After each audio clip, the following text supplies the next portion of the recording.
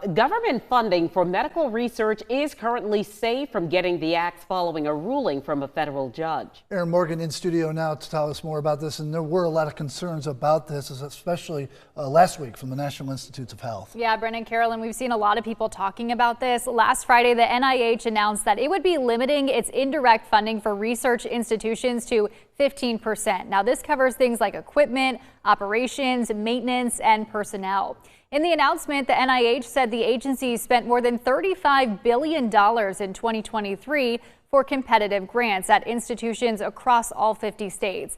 And of this funding, $9 billion was allocated for indirect costs.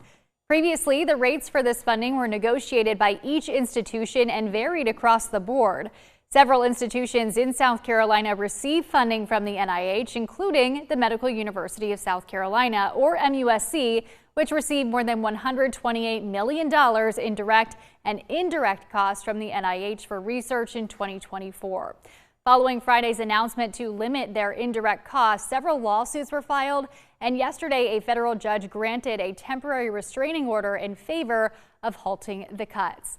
There will be a hearing in front of that judge on the 21st, and we did receive statements today from MUSC and Clemson about their reactions to the potential NIH cuts and its impacts. You can find that over on counton2.com.